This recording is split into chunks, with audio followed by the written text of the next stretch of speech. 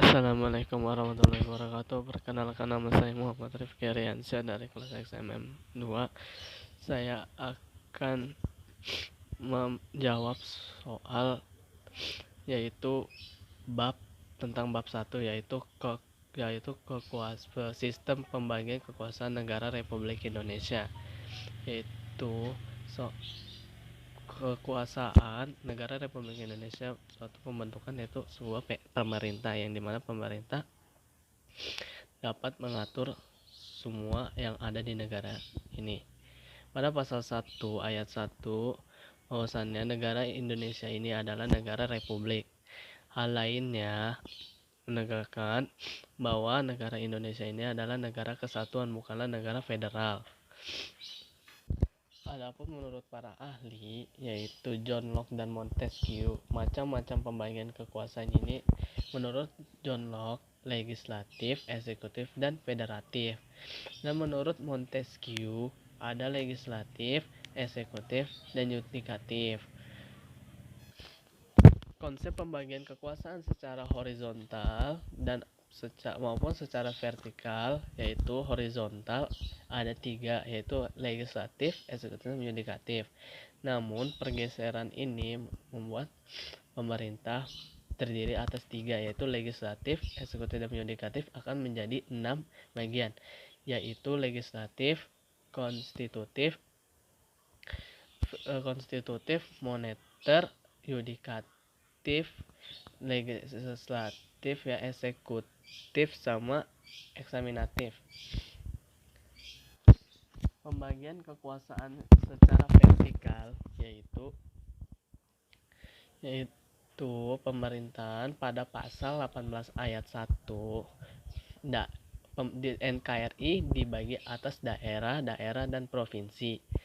Dan daerah provinsi akan dibagi menjadi kabupaten dan kota. Itu adalah pembagian kekuasaan secara vertikal.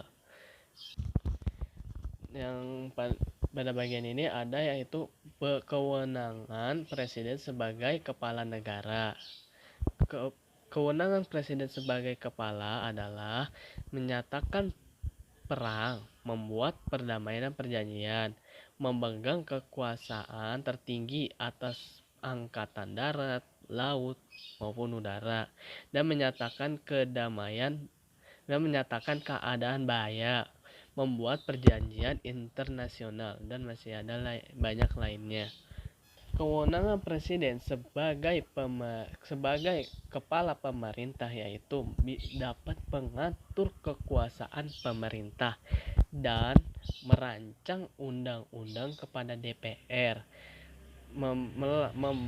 membahas dan memberi persetujuan atas RUU bersama DPR serta mengesahkan RUU.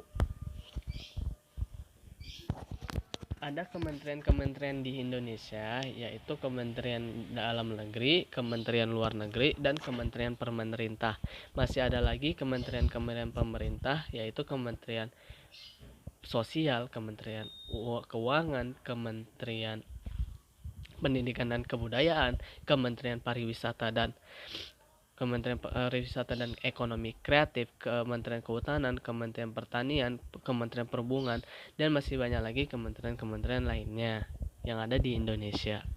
Dan ada juga di Indonesia yaitu LPNK, yaitu Lembaga Pemerintah Non Kementerian, yaitu ada BMKG, Badan Meteorologi, Klimatologi, dan Geofisika.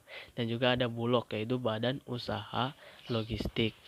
Dan juga masih ada lagi BPN, Badan Pertahanan Nasional, dan ada 8 lembaga penerbangan antariksa dan lembaga penerbangan dan antariksa nasional.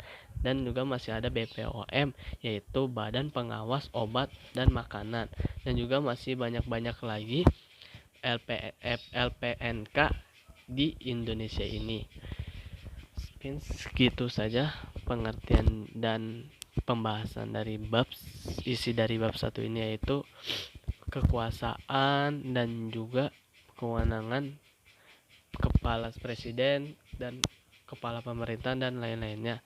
Mohon maaf bila ada perkataan dari saya yang salah.